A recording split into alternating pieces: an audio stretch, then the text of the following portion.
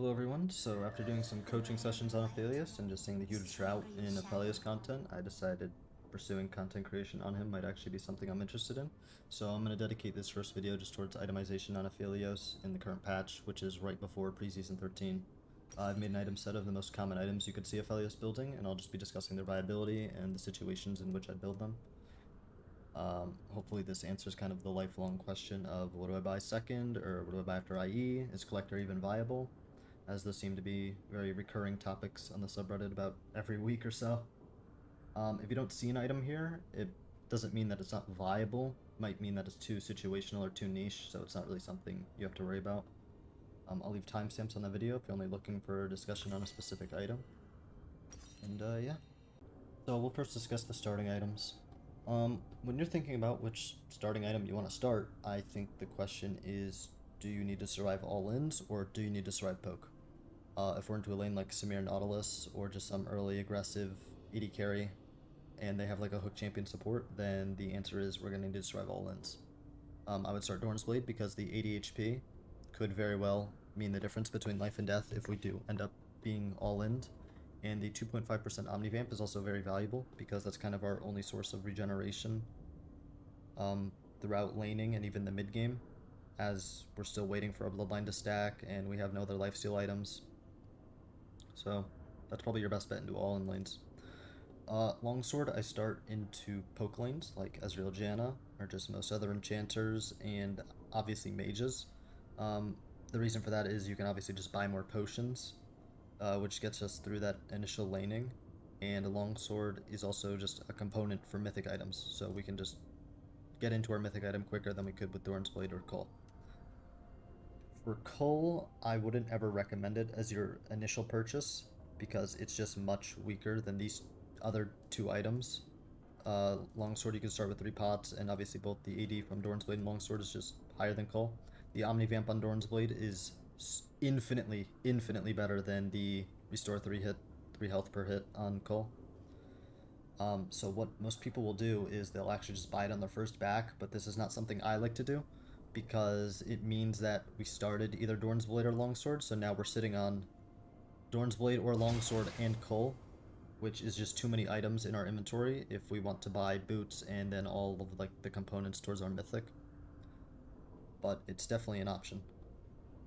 So your next big choice is kind of in which mythic item you're going to buy. I think right now it's really only an option between 2 items, and that's Kraken Slayer and Galeforce.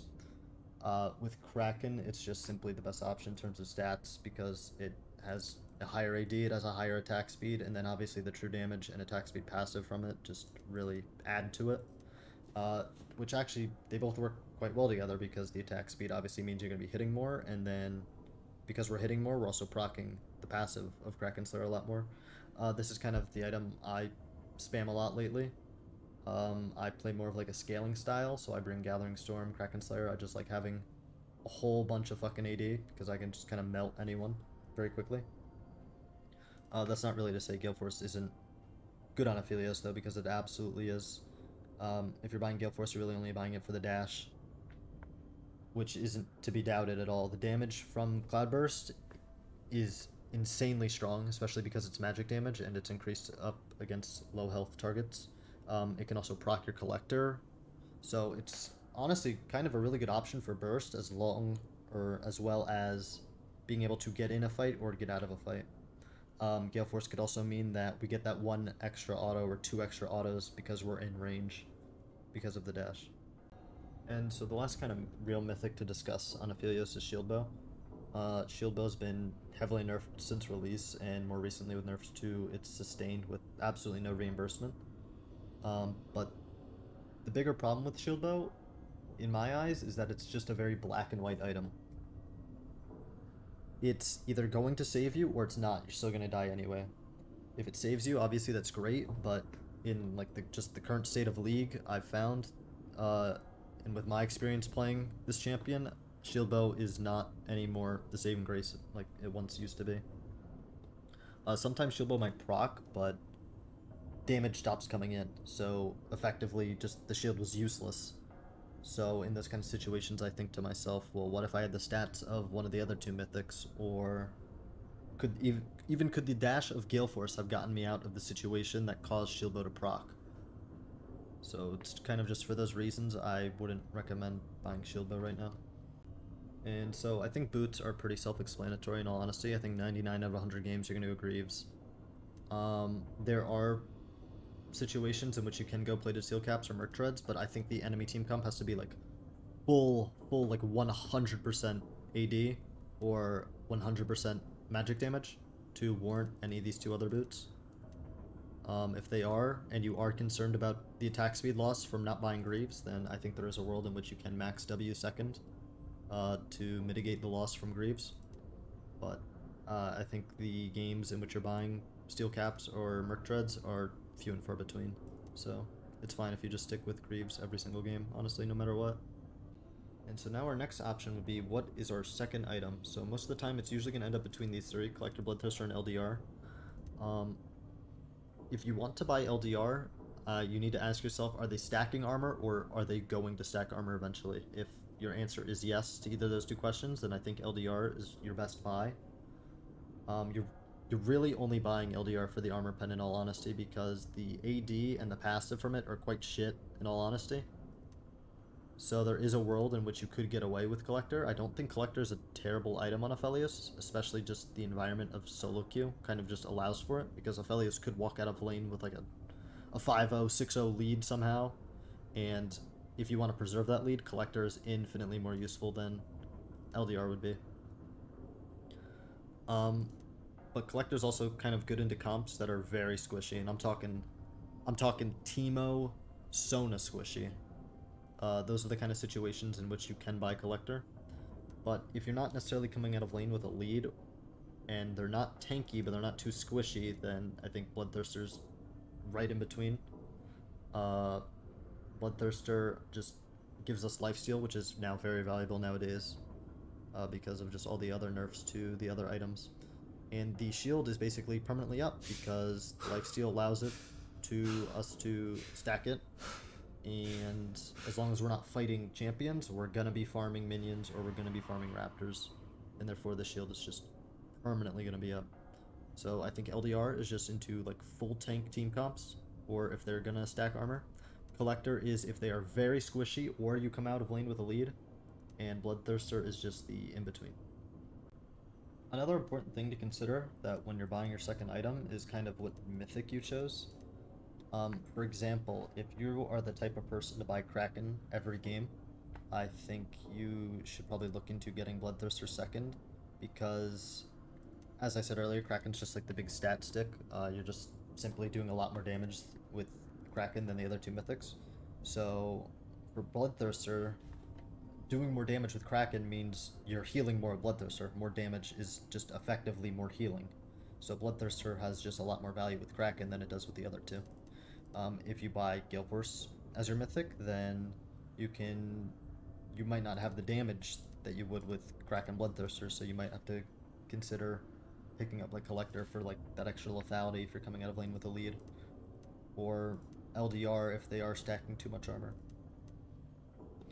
If you buy Shieldbow, I don't think you should buy Bloodthirster second. That's just my opinion. You don't really need to double up necessarily on the lifesteal, especially if you're going Bloodline as well. But I think it's very important to consider when you're buying your second item what you chose for your mythic. Also, for your mythics, if you are planning on going Galeforce or Shieldbow, I would highly recommend you go Ingenious Hunter, because Ingenious Hunter is going to like cut the cooldown of Galeforce basically in half, or just almost in half, and same thing with Shieldbow. I think that rune is kind of just a must of these two, but if you plan on going Kraken, Sorcery second is probably your best friend, with something like Gathering Storm, Absolute Focus, or Gathering Storm, Nimbus Cloak. So after you choose which second item you want to buy, that kind of leads us to this bottom row. I think the no-brainer for most people is IE third, but there are actually some cases in which I would suggest against it. Aphelios has a 175% crit strike damage base. Infinity Edge basically says if you crit, do 20% more damage. If you're buying Infinity Edge third, it means you're going to have 60% crit. So this effectively all means that 3/5 of the time you're going to do 20% more damage. But there's also the flip side to consider, right? 2/5 of the time, this item isn't actually really doing anything. All this item is just AD and the critical strike chance. So there are actually times, I think, in which you'd want to pivot which item you're going to go third. Like if you buy BF Sword, but decide that maybe your life is becoming very valuable, you are getting a lot of kills, and just your death would have a lot of impact on the game, then Guardian Angel might be the way to go. Or if you just decide that you want a more consistent result, and you had built LDR or Collector second, then you can go Bloodthirster. Or even if you didn't, then you can actually consider going your Mythic Bloodthirster and then either Kraken or LDR if they, for some reason, maybe start stacking a lot of armor, or you are, for some reason, gaining another lead. So once you decide on your third item, whether it was IE or not, don't get me wrong, we are eventually going to pick up IE. If we did not get it third, we are most certainly going to get it fourth, because for any like crit strike champion, they are very reliant on this item. But sometimes the crit chance just isn't worth it too early. But as we gain more critical strike chance, then the value of IE goes up. But once we have that, we kind of have between these items in the bottom row. The question you kind of need to ask yourself for Guardian Angel is your death going to have a huge impact on the game? Are you the one carrying the fights? Do you have a huge bounty in your head? If you were to die, do you lose the game right then and there? If your answer to that question is, or just to any of those questions are yes, then Guardian Angel is most likely going to be your purchase. I think Guardian Angel is also just going to be purchased like at the 30, 35 minute, 40 minute mark, just because usually at that time, yes, anybody's death is going to have like a huge impact on the game. So Guardian Angel always has a lot of value. Usually you at least want to get like one use out of it. So sometimes in a game, the enemy team might be very AP heavy, and we might need some sort of magic resist item. So I think your two options between the magic resist items are Maw and Mercskim. I think Maw should be built for Aphelios when he's into a lot of AP, but they have nothing to cleanse. So some champions with nothing to cleanse but are heavily AP are like Fizz, Vladimir, Rumble. Maw gains a lot of value with that. Also, the way Maw's shield scales is with bonus AD, and if you remember what Aphelios' passive does, is that he actually just gains 30 bonus AD on top of all the AD we're gaining from items. So any item that scales with bonus AD actually works best probably on Aphelios, because he's just gaining so much bonus AD from his passive. But on the flip case, if they still do have magic damage, but their CC we actually need to cleanse, for example, like Mordekaiser ult, Lux Root, things like that, like AP damage that would kill us if we don't cleanse it, then that's when you'd buy Mercskim over Maw. So I think the rest of the items from here on out are very situational or just not viable. I think Rapidfire is a very, very situational case in which you, for some reason, are your team's engaged. Like if you guys just had a very poor draft, in those kind of situations, I would end up buying Rapidfire because its really only use is with Graviton. You just shoot somebody and then root them, and that's kind of your engage, but again, it's very, very situational. For Mortal Reminder, I would never ever buy this item as an AD carry. The stats are just too bad. It's stifling your damage a lot, and the fact that if someone else builds a Grievous Wounds item, it doesn't actually mean the other people on your team also need to buy Grievous Wounds. So if you have like an Enchantress support or just like a tank top that is hitting everyone, we do not need to ever end up building Mortal Reminder. The only case in which you'd build Mortal Reminder is the times where for some reason your team isn't building Grievous Wounds and we actually need it. Like if we're into like Aatrox and then Red Cane, and then for some reason my team isn't building Grievous Wounds, that is the only time in which you'd want to build Mortal Reminder, is if no one else on your team is doing it. So the last two items to talk about on Aphelios are Runaan's and Phantom Dancer. As much as I've loved Runaan's way back in the day, I sadly don't think it's very viable in Aphelios right now. Runaan's is really only giving you attack speed for its stats, which is not something Aphelios is very interested in right now. Aphelios is more interested in building damage and only really grabbing the first few chakrams, and having those chakrams damage scale off of how much damage he's building.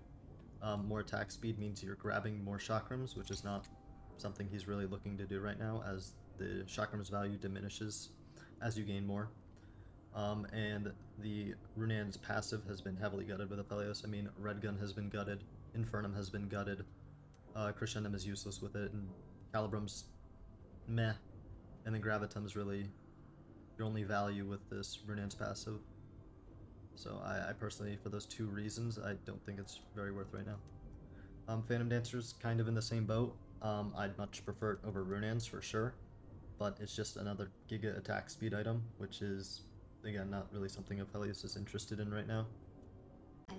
And I think that covers everything, so if you like this and or you found it helpful, please be sure to just like, you know, do all that basic shit, and then tell me what you'd like to see next, whether it be like just gameplay, ranked, streaming, anything at all. And yeah guys, I'll see ya.